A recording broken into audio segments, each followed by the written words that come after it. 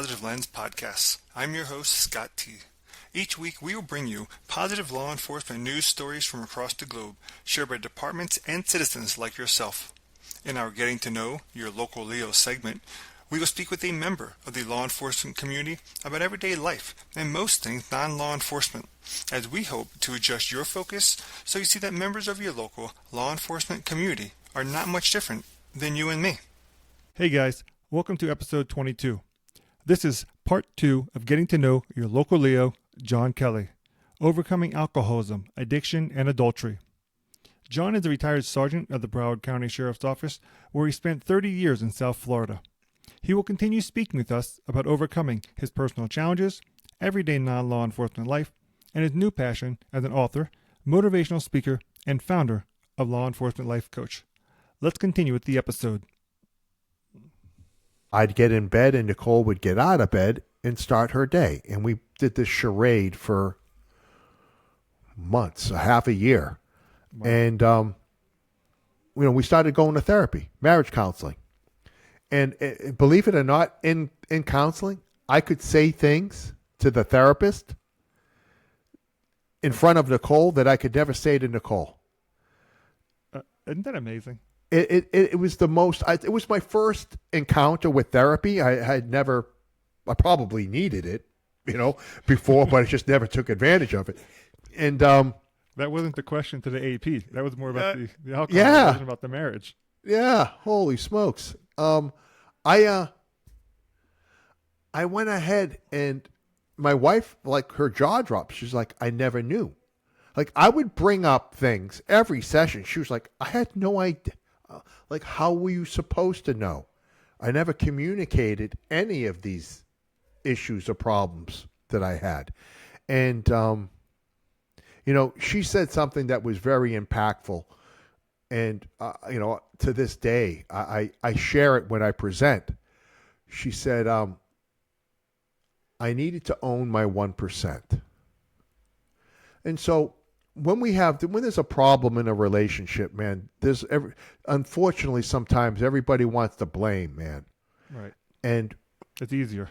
It is. And she said, this may be 99% your fault and 1% mine. She said, but I got to own my 1%. I'm responsible for the health of this relationship. If I'm in a relationship with you, I have to be responsible for its health just as much as you. You're not in a relationship by yourself. Right. And so, that takeaway is, listen, you don't have to like what happens, but own your 1%. Own your 1%. And if you do that, in any situation, if you own it, then you can be part of the solution. If you shift, deflect, refuse to take any measure of responsibility, then there's no way to move forward. No. With that philosophy. And so, and her accepting her 1% wasn't condoning. It wasn't excusing. It wasn't it was just saying, for better or for worse, I play a role in this relationship. I bring something to the table, and maybe I need to bring something different to the table. And I said, I could see that making an impact, because in your mind going in there, you're thinking the fingers are pointed at you. Well, as they should be. I was completely taken aback by her position and her statement. She's, through our conversation, she said, I'm sure there are things that I can improve upon. Wow. Okay. Yeah. And of course, coming through all of that, one of the takeaways that I learned is that, for a very long time, I absolutely hated myself, and so it's impossible for you to love someone else if you don't love yourself. Right. You got to start with yourself. Right. Not egotistically with yourself, but you got to accept yourself, love yourself in a fashion that you have to accept who you are and be who you are and embrace yourself. Because if you can't love yourself, how could you possibly have affect you for someone else? So I had a lot of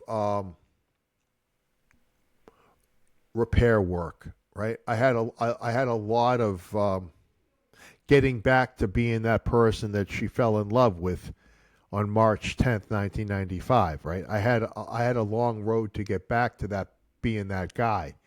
And it's amazing when you're intentional about things, what you can do. It's amazing when you make things a priority. When you shift focus and you make the things that you've ignored a priority, there's a path back. It's not easy. That's not easy, but there is a path. There is a path, man. There is a path. You mentioned in one of your, for those, with your website, Life Coach, right? So Sure. You mentioned in your video there about the touching of your shoulder. Yeah, man. Yeah. I mean, and that's not something you hear people say, Right. But if you would like to tell the audience a little about what does that mean to you? Yeah. Oh my God. So, what I do is when I speak, I talk about, there are other people that have come before me that have figured things out, and I share what they've figured out, to the room, right? So you got Dr. Gary Chapman and the 5 love languages: words of affirmation, quality time, physical touch, acts of service, and holy smokes. Words of affirmation, quality time, physical touch, acts of service, and gift giving. There. Okay. Oh, There you go. put me on the spot, man. I had to memorize that. And so, when you're with a spouse, you communicate one of those ways, all those ways. Some are more dominant than other, but you don't know. It's especially if you don't even know that it exists. And for me, like, my wife would always give me hints on what her love language was, right? She'd say, hey, before you go to work, could you clean the smudges on the glass? And, if just take the wet clothes out of the washer and just put them on the dryer and just hit the button. And so, like, she's telling me that me showing her love falls under acts of service, doing little things. Right. Yeah. These aren't big extravagant gifts or anything. No, These are literally small, simple things that are small, gestures simple and acts things. to do. Yes. Right. And me, because I'm such a dumbass, I'm too busy. I got to go to work. I just worked a detail. I've been up for a day and a half. I don't have time to do that. What I'm telling her is that she's unimportant, and I don't care. I don't think that's what I'm saying, but that's how it's interpreted. And for me, I said, don't buy me nothing. Don't tell me nothing. I said, but when we're out, when we're walking someplace, like, if you just put your hand on my shoulder, hold my hand, my heart soars. I am unstoppable as a man. Nothing makes my heart more full. But she doesn't know that. Because you don't tell her. I don't tell her that. I never have that conversation with her. And so when we're out, it's so amazing. So when I'll preemptively do some things. Like, I won't, if I'm always the first one out of bed. I'm always up early, but I'll go, when she's out of bed, I go back into the bedroom and I make the bed for her.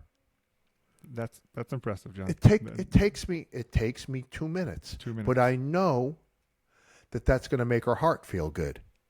When she looks in the bedroom and sees the bed already made, I'm in my office working, and I hear her yell, "Thank you!" Like, I know what she's talking about. Right. And we were walking.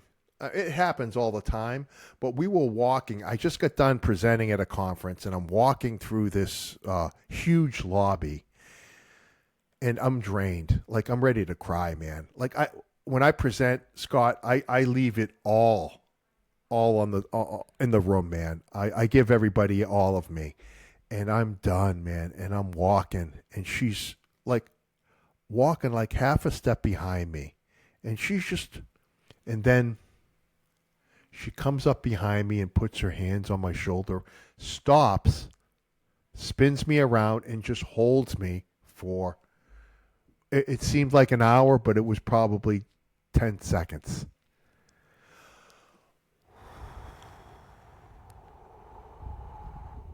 back. Yeah, she just I'm brought you back back. on the high. I mean, she I'm just took back. a drained man back to a full life. Just by her physical touch. And so, like, understanding that about each other, we're unstoppable. But that, like, again, that is born from a lot of pain and bad decisions and not communicating. And so that's why I say to the room, I said, when you get home, man, and if you're not going to be home for a little bit, call your significant other and ask them, what is it that I do that makes your heart sore? Have that conversation. Because not knowing doesn't improve your relationship. And it's no excuse for not doing it. Right. It's simple. It's a simple way to express love that is so often overlooked. I think when we end up, moving and going in different directions or getting divorced, it's very rarely is it one incident. It's a series, man. It's a pattern and a series of indifference and neglect, not in a physical way, but maybe in a spiritual, emotional way that just, it gets past the tipping point. And something you mentioned is it's most common in law enforcement. You guys work a lot of overtime, pick up a lot of extra shifts. Yeah. But many of us through our careers are chasing success. No doubt. John Wooden has a wonderful definition of success, and oftentimes people would even ask me my version of success, and I try to explain the definition of success is different from each person, and everyone measures it differently. But in that chase, to have that, it's not based on how many hours you work. If I told you, hey, John, I work 60 hours a week, that's not a badge of honor because I probably just been away from home for 15 more than should have been, right? No doubt. Yeah, well said. And in the part that you mentioned, when we were putting in extra hours, we're trying to achieve this level. Right. We're neglecting the ones that are supporting us. No doubt. Those hours, we're also losing those talking points. Because I'm sure you've done it. I know I've done it. You come home, your wife's in bed. Oh, yeah. The morning you wake up, you're going to a shift on work. Your wife's not there. And now you're 2-3 days gone by, and your only interaction was sleeping next to each other for a brief period of time, but there's no communication. No, it's the reasons behind it, they vary from person to person. Right. I know that at work I was a superstar. Work was easy, man. That's where you got all the accolades. That's where, and so, we're like water, man. We take the path of least resistance. So home's hard. Home's difficult. I've got to be present at home. I've got to show up. I've got to be a better version of who I am at home. Well, I think I might just grab some overtime tonight. I think I might just work a double because that's going to be a lot easier than me having to be a really good husband or father. It sounds kind of crappy to say that, but when we aren't intentional and when we're not having tough conversations and when we don't see the value in having tough conversations, then we do whatever we need to do to avoid it. And we can't argue if I'm not home. And what you said earlier, your circle of friends that went from, I'll call it the bar crew, to the work crew, all the same culture for everybody. So now everybody is saying, hey, you know what, I'm going to take the double because I don't want to go have the conversation at home. Not verbally those exact words, but everybody's doing the We're same commiserating, thing. Right? We're nobody's checking unintentionally in some respect, but intentional in others. Yeah, nobody's checking anybody. We're all in this miserable thing together, So let's transition. So you went through your law enforcement career. Yeah. Promoted through the ranks. Different challenges in different relationship with your wife, like challenges there. Yes. Still a father. And then retirement comes. And law enforcement officers, like many in first responders, that transition to Chapter 2 or Chapter 32, whatever you want to call it, that transition to the next phase is not easy. Right. But you've made a successful transition to the next phase. So I have. Tell us how your life is different now than it was before you retired, and then we'll go into a little bit more about your book, the website, what you're doing. So what's been that for you? Tell us about phase 2 and what it's been like since Scott. you've been retired. So, like, I had that epiphany, man. I was in the motor barn with my guys. We're having some Cuban coffee, and everybody's talking like, "What's Sarge going to do in retirement?" Right? We're having this open discussion, and it was comical at times. Somebody would come up with some ludicrous, comment that I don't even want to repeat. But we would have a good laugh about it, and one guy was like, "Well, I saw this Amazon course that you can take, and you can buy stuff, for $2 and buy 1,000,000 of them and sell them for $3, and you're going to make $1 million." And I'm just going, "What are you?" I'm like, I don't know what. And then one of my buddies, he's a dear friend named Scott McGordy. He said, "Man, why don't you do what you've always done?" With the deliberate pause, right? I'm like, "Well, Yeah. what the heck is what the heck is that, man? This could not be a good thing, right?" And he said, "You've always taken care of us. Why don't you just do that for people you haven't met yet?" Wow. I'm like, I can do that, man. Like, that's in my wheelhouse. That's like, I love doing that. Like, I love doing that to a fault. And so I had spent some time in training, and I had realized that we train our people, we check boxes, man. We don't give them the training that they need in life. We give them the training that's mandated by the Florida Department of Law Enforcement, and so we don't have problems and issues doing police work. Yeah. That's, like you said, that's the easy part for you. It's the easy part, man. Where we struggle, Scott, is with life. Nobody ever teaches us, Scott. Nobody ever shows us how to be a better husband, how to be a better father. Nobody shows us how to be a better spouse. Nobody shows us how to be better human beings, right? Because if we're a better human being, man, then every aspect of our life that we touch, every person we come in contact with, while working, while off duty, if we're a better human being, we're adding value to everyone's life, including our own. 100%.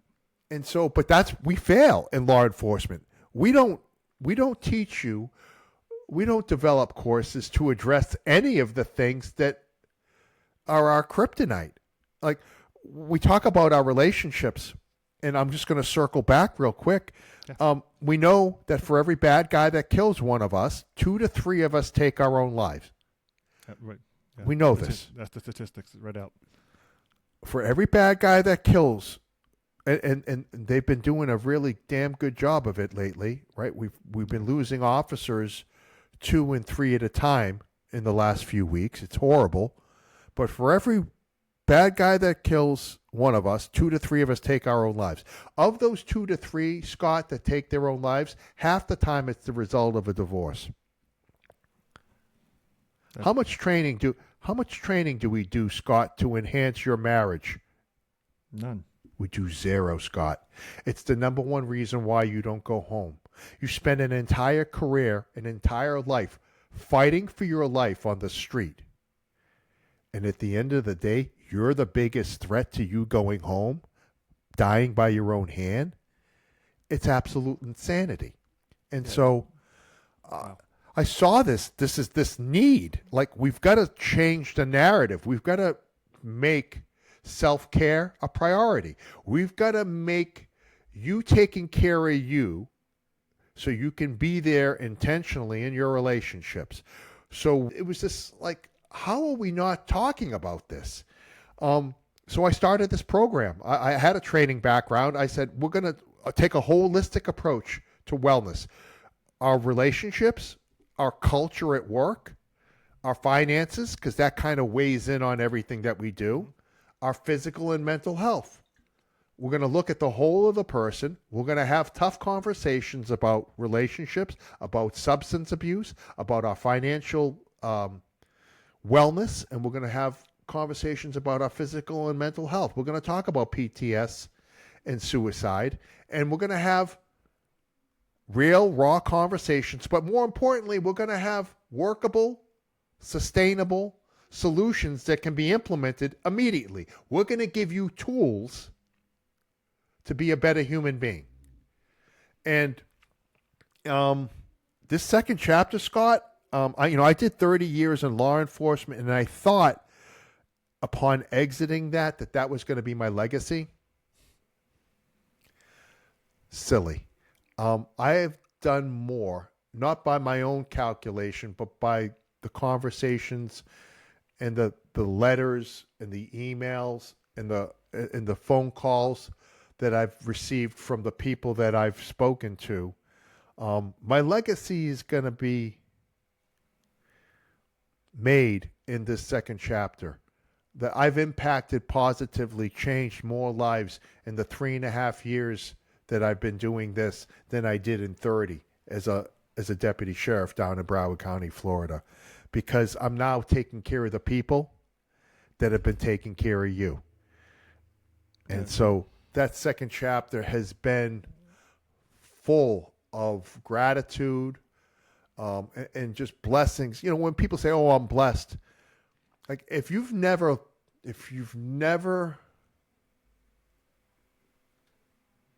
lost a reason to wake up tomorrow, then you don't. I think it might be difficult for you to put a value on life, if that makes sense, Scott. It does, because sometimes you don't really realize the importance of why you're trying to do something until you've lost it. Yeah, man. I think that sometimes it's not until you almost lose everything that you can appreciate having something. And so I've been given a gift, man. I've been given a second chance, and I've been given this ability. Like, I'm horrible at a lot of things, Scott. Like, listen, don't ask me to balance your checkbook, bro, because you're gonna end up bouncing a lot of checks there. Yeah, you're either gonna have way more money than you thought you had, or not as much as you Not did. as much as you need. No, but the one thing, Scott, that I've been blessed with being able to do is to connect and instill a sense of to empower and to allow people to look in the mirror and initially maybe not like the person looking back, but enable them to have some tough conversations with themselves and get to a place of accepting and then growing, and in doing that and acknowledging that your past doesn't define you. Like what defines you is what you do right now in the moment. Right. And letting people know that we're all human, man. We all have shit, man. There isn't anybody walking amongst us that's got it all figured out. And I think that if we just are a little kinder to each other, right? We don't have to like each other, man. But I think the price of admission, if we're going to be walking this earth, is to be kind. Yeah. Kindness. Costs nothing to do. Takes no effort to do it. No, man. And I think that is the entry level price of admission to this ride is to be kind. And with that, I would say caring, right? We're not liking, but caring. I think there's a more moral obligation, if we're walking this earth, to care for our fellow human being. And I think that if we can do that, man, if we can acknowledge that we all have a past and we're all imperfect, we're perfectly imperfect, and that maybe, just maybe, the way forward for us as a profession, as a society, as a human race, is to spread and show more kindness. I don't think it's a novel concept. I certainly didn't come up with it, but I'm a big proponent of it, man. And I think that's the way out of the darkness and moving towards a world where love, it's not something that makes people feel uncomfortable, that like it's okay and it's necessary. It's a necessary part of living.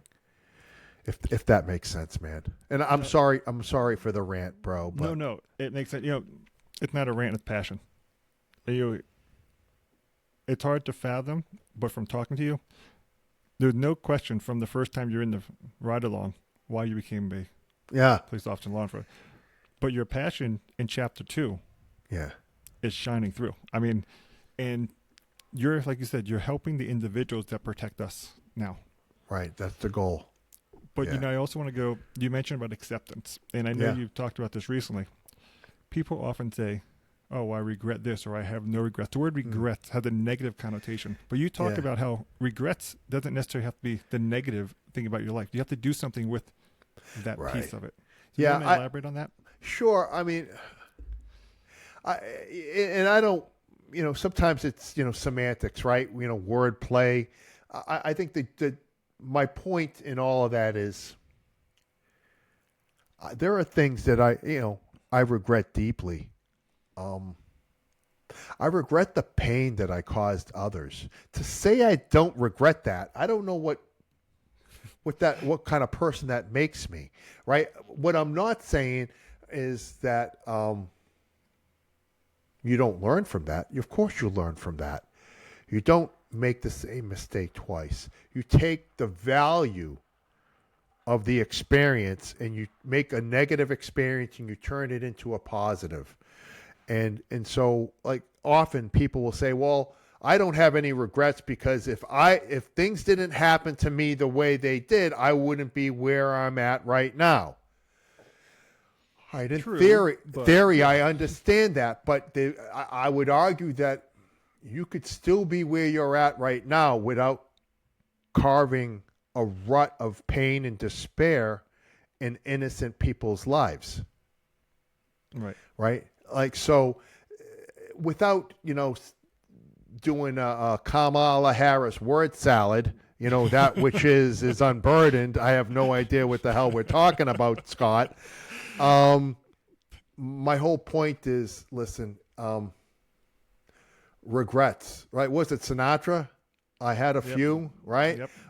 Yeah. And then again, too few to mention. Yeah.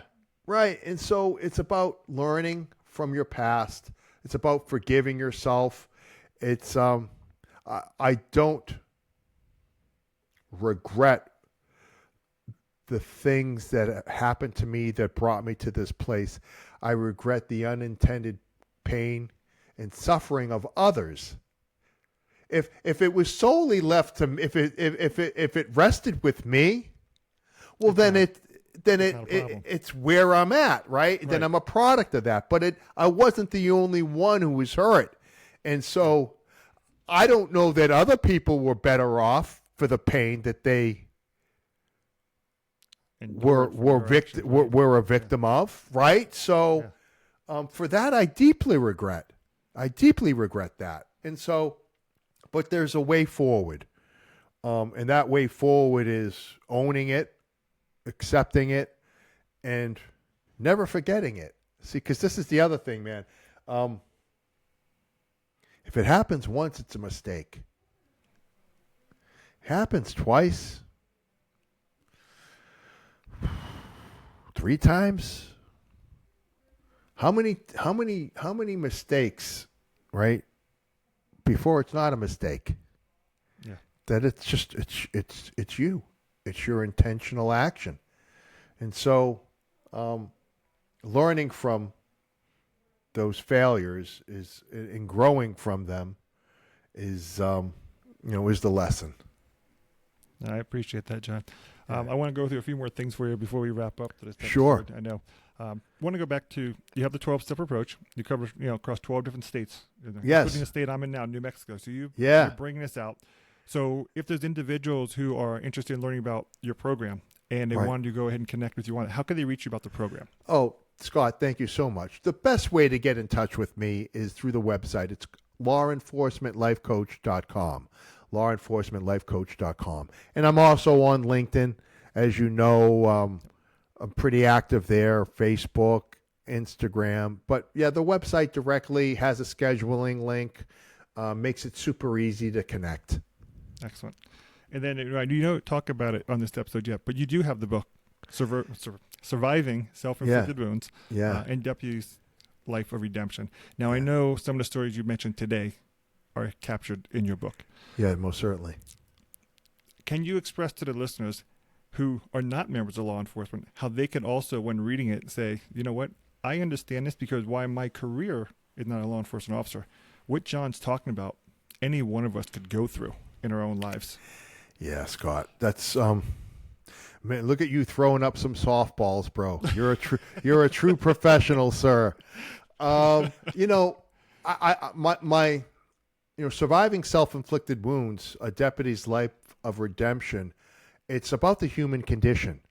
It doesn't matter what your occupation is. It's there are times in our lives, there are struggles that I believe are universal.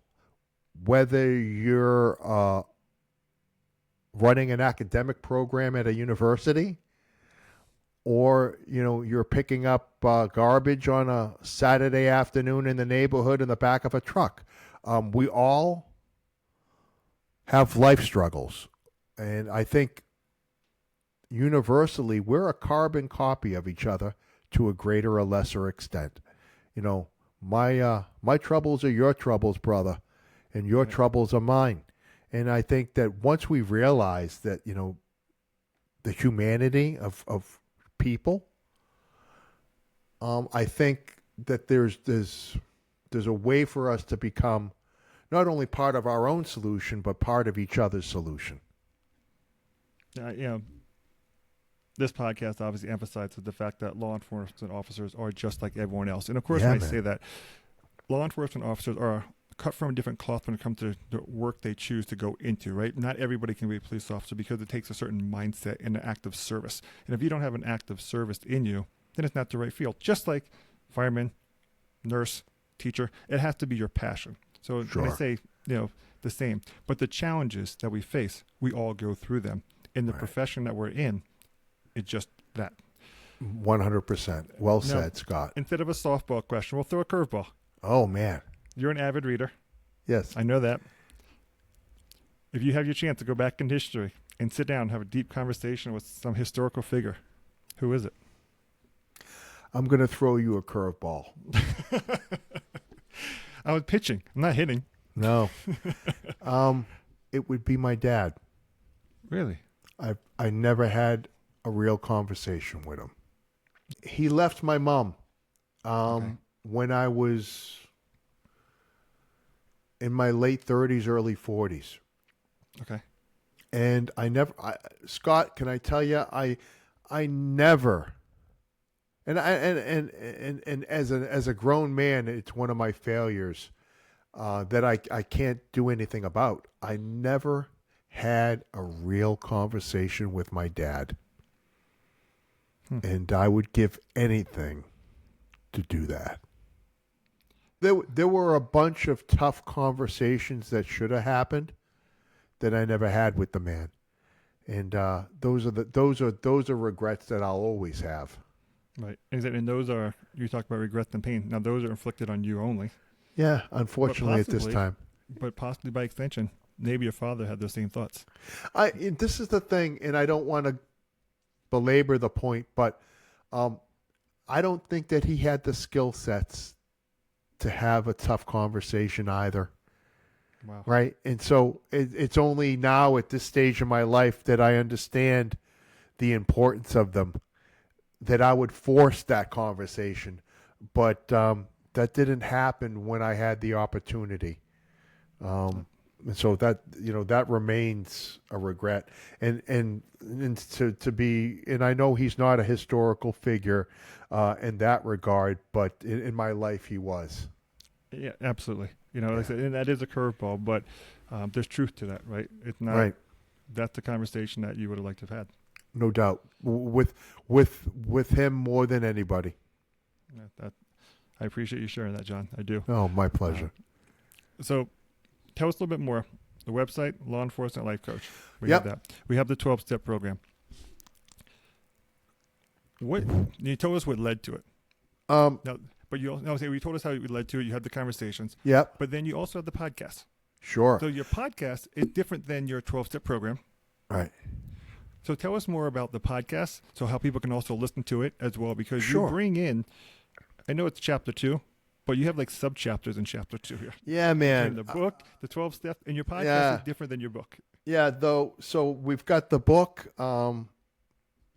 Surviving Self-Inflicted Wounds. We've got the Sometimes Heroes Need Help, taking a tactical approach to personal development and team building program. And then we've got the podcast. I love the podcast, Scott, because I read books. I read books and books and books and books from all sorts of people. And then I have them on the podcast. And I share the work that they're doing with the listeners. You'll find this odd. I don't talk about myself at all during my podcast. You don't. I've listened to your episodes. You yeah. engage in the conversation, but it's not personally you. No, I just I enjoy getting the word out about people that are doing amazing things. I sometimes if I find the person's doing something in this space, I'd love to highlight it, right? Like I think that's my way of I want to say giving back, but I think it's certainly a medium that is growing in popularity, and I think that giving other people an opportunity to reach. Sometimes it just takes one person hearing one thing in a completely random environment to change or add value or change the trajectory of that person's life. And so I love meeting people and engaging. This, like our communications and conversations, Scott, Right.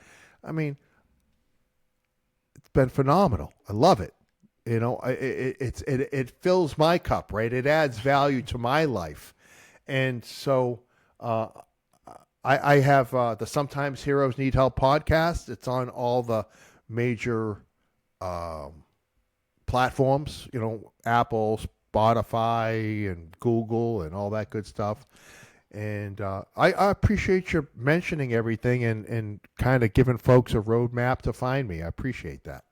Yeah, I think what you're doing, John, is phenomenal, and we need to get that voice out there, because it's not, like I said, you're not just protecting the law enforcement officer from their own challenges, but if they're happy and fulfilled in their own life, if it's physical fitness, mental fitness, financial fitness, Yeah. if they're happy at home, they're going to be better officers. They're Oh, going to 100%. what Yeah. translates to, they're better serving their communities. They're better serving the people that they're out there trying to protect, because the one thing that's innate in law enforcement, you guys are protectors. I know the job says protect and serve, and many times it's more serve than protect. But the reality of it is, you guys protect people. And oftentimes the person you don't protect is yourself.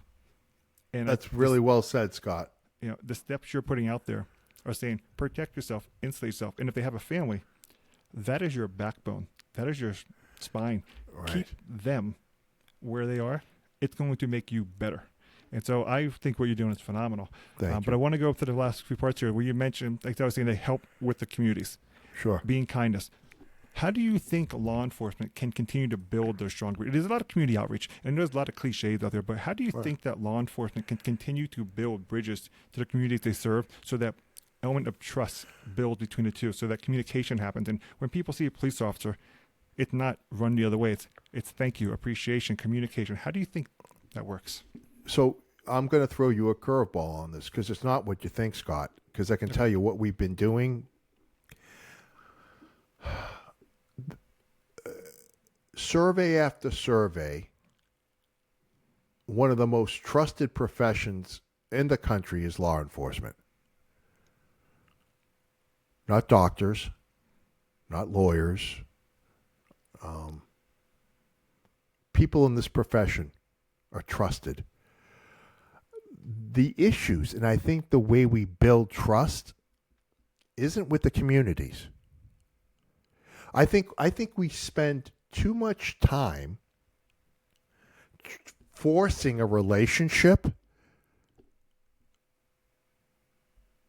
and we don't spend enough time building relationships within the four walls of our departments. Okay. The culture. Scott, the outside civilian looking in believes that the law enforcement culture, the thin blue line, that we've all got each other's back, and with this tight knit group that supports each other to the death. I wish that was true. And so the toxicity, Scott, there is no one in this profession that'll challenge me on this because they know I'm right. If we did a better job of supporting and building relationships within the four walls of our departments, the officers and deputies that would be going out into the streets would be amazing ambassadors of building trust and connection. It would happen organically. Right. But when you undermine, like Scott, 30 years of law enforcement, I didn't lose sleep or have chronic diarrhea or throwing up because of the call that I went on. I had it because of the way I was being treated by my own people. That's actually disappointing to hear, John. And I am as real with you as I've ever been, brother. And so so you can see the problem. If the outside world doesn't realize that the struggle comes from within, then all the things that you propose we do are aimed at solving a problem that doesn't exist. Right. We need to change the culture within our departments and Now, don't get me wrong, right? There are some agencies that are supportive and that are doing the right thing, that have accountability, that they and the officers and deputies that work for those agencies, they interact and they have an amazing relationship with the communities they serve because they're cared for. They're treated well. The foundation they're building off of. Yes, Scott, there are agencies in this country that are offering a $60,000, $70,000, $80,000 signing bonus that can't get applicants. And that's probably because people reach out because you guys do communicate and hear what the culture is. It's because of the culture. What is it like working there? Oh, they treat us like crap. They undermine us. Nobody has our back. They don't push back on false narratives that get created in the media. Blah, blah.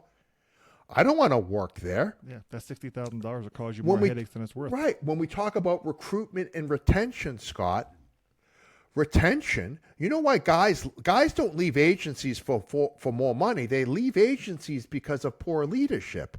Absolutely. And so when you get like a Richard Branson, whose business philosophy is, I don't care about the customer. If I take care of my people, they are going to deliver exceptional service.